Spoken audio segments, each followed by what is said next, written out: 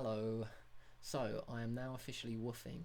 I'm not going to divulge my specific location for personal reasons, but I am willing to say that I am back in the United States of America. One friend said to me, "Why have you returned to the States? This country is corrupt, it's full of corporate greed and bollocks." I think I'm paraphrasing a little there, but the sentiment remains the same.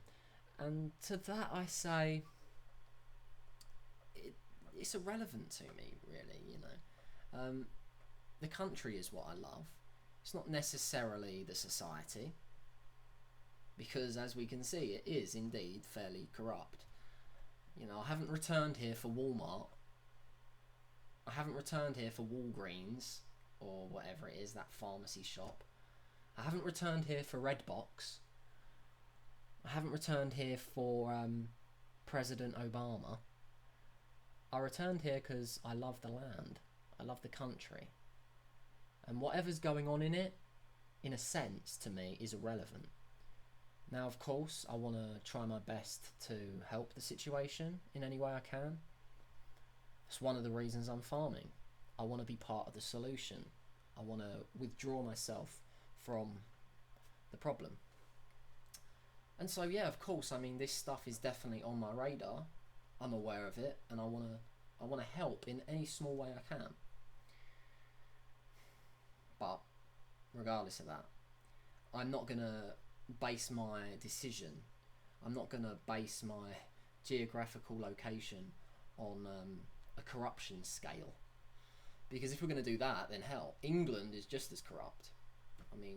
To me, England and the United States, they're almost the same country.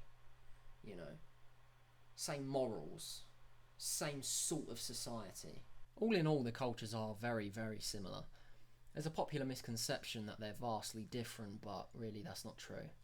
And I feel like, I'm qualified to make that judgment because I've lived in both places for substantial chunks of time. Anyway, I'm digressing, as I often seem to do.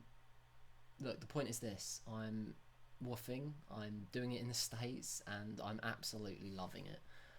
I highly recommend this experience to anyone that's considering it.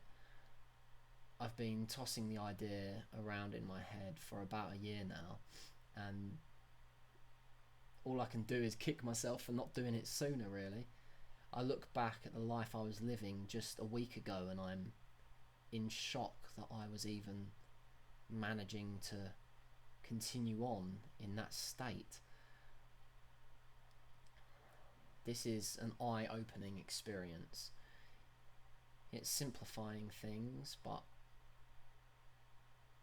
in the simplifying of my life experience comes a greater sense of purpose, a greater sense of well-being. I feel as if I'm finally able to breathe. I'm calming down. I'm finding my centre. This may seem really, really over-dramatic to some, but I can't stress enough how amazing this has been so far. Just the short time I've been doing it. 4 or so days. And I already feel like I'm developing into the person I always knew I was. It's not even really a matter of me developing into that person, because I've always been that person. We are everything, really, aren't we? There's always infinite potentials of our personality just waiting to bubble up to the surface. So it's never a matter of developing anything, it's just a matter of facilitating the entryway for that part of yourself to step out into and be. But it's all semantics, really, isn't it? Whatever way I put it, I mean the same thing. That thing being that I am finally stepping into my true power. I'm finally doing what makes me happy. And I suppose it's as simple as that, really. I'm finally doing what makes me happy. That's the key to it all. It's a simple key, right? But I'm pretty sure that is the key to it all, for me at least. Because now I'm finally settling into my groove, finally finding my niche. I'm finally embracing the fact that I am just that drop in the ocean. I'm not the ocean. I'm just a drop. And I'm more than happy to be that drop that helps the ocean be what it is. But I am not the ocean. I find power in that personally. I know a lot of people find power in the idea that, well, I am that drop, so I am the ocean too. And I guess that's okay if you want to believe that, but I don't. I feel significantly insignificant. And there's so much power in accepting that you're just a cog in the machine. Once you accept that, you can start oiling that cog. You can start refining the way that cog works. That's what I feel like I'm doing on this farm. Just walking around this place is so awe-inspiring. Waving hello to the alpacas, stroking the dogs, walking the trails, feeling the breeze, looking at the crops and the plants and all of that stuff. Seeing all the tiny little insects, the ladybugs, the grasshoppers smacking into me. Learning the paths. Scouting out specific trees. Picking the mulberries.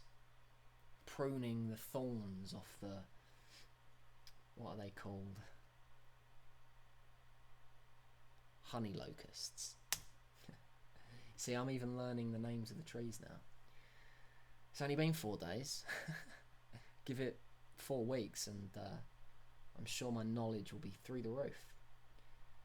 And I can't wait. I really can't wait to be knowledgeable about the things that matter in life, you know. God, so many people occupy their free time with such trivialities. It's okay, I mean, people can do what they want if they're truly happy, but are they truly happy? These people that get lost in games and TV shows and nothingness? I know I wasn't. I fooled myself that I was. I pretended I was fine with it all, but really I wasn't. I was hideously depressed, and I was just in denial about it. Whatever makes you happy is cool. So if playing video games genuinely makes you happy, then do it. If watching TV genuinely makes you happy, then do it. But please, just stop and think. Whilst you're sitting there watching TV saying, oh, there's nothing ever on TV, this is so boring. Well, why are you watching it then? God, the amount of people that say that incessantly. Oh, there's nothing ever on the TV anymore, yet they continue to bloody watch the thing. It's funny, man. It's actually quite amusing.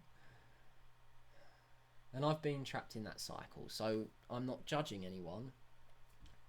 I'm just relating, in a sense. I wish I couldn't relate to this travesty that's being inflicted upon the Western world, but unfortunately, I can.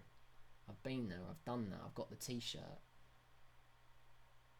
I've spent many months, many years immersing myself in meaningless, trivial bullshit that has done nothing to enhance or fulfill my life, my being. And so I've whittled away so many hours on Rift or EverQuest 2, all the while zombified and bored and transfixed by what? This pretend world. Don't get me wrong, these online worlds are a technological marvel, and I still revel in the absolute brilliance of what we've achieved as a society. The concept is a great one, a fantasy land that most of us would only ever dream of, manifested on a computer screen. We all log on, and we're in that world together as one, influencing it, having our say, fighting dragons or whatever. Brilliant, brilliant concept. And there's nothing inherently wrong with it. There's nothing inherently wrong with TV even. It's just the way people use it. Oh man. I feel bad because games have been such a big part of my life. I don't want to just slander them and throw it to the wolves. Yeah, fuck games, you know. I don't want to say that. I love games and they've always been a big part of my life, but they have a great potential to addict one, to make one believe that they need it to be happy.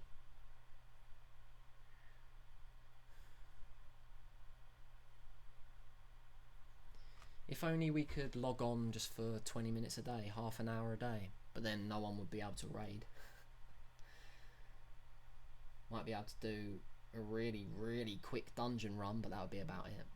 See, this is the clever thing about MMOs. They've been designed to keep people hooked and playing for hours and hours and hours a day. And they do a bloody good job of it. All I'm saying is be careful. Just don't fall into the same traps that I fell into, thinking that somehow one day if I played enough video games that finally that big empty void in my life would be filled. Because it never was. It really, really never was. I've been playing video games since 1989 when I was 2 years old. I'm 25 years old in 2 months' time, so that means I've been playing for 23 years of my existence. Needless to say, I think I'm well qualified to make this judgment. The judgment being that video games have the potential to suppress your true nature. Don't get me wrong, I'm not saying stop playing video games. I'm still going to play video games from time to time. No doubt. I'm not just going to throw the baby out with the bathwater. But what I am saying is, in those moments when you're playing EverQuest or Rift or WoW or whatever, and you're thinking, oh, I'm so sick of this game, so bored of this. Stop playing. Please, for the love of God, stop playing. Go outside. Or if you think, oh, I'm so sick of this MMO. Oh, well, let's just wait until Guild Wars 2 comes out and everything will be alright again. No. Guild Wars 2 will fill that hole temporarily for a fleeting moment, and then you're going to be back in the same boat. What you're really feeling is burnout. Proper game burnout. I'm not saying that everyone's at that point yet. And I'm not saying that everyone will always get to that point. Some people can trot through their whole life just casually playing. And more power to you, that's really good. And to those people I say, you know, please don't take this the wrong way. I'm not condemning video games. I'm condemning how people play them. And how people just let these games consume them. I guess the moral to all of this is everything in moderation. There's nothing inherently wrong with games. There's nothing inherently wrong with television. It's just the way we implement it into our society, the way we use these things as a crutch to support us. Because really what we're feeling is such emptiness inside. So many of us, at least, feel this. Such emptiness, man.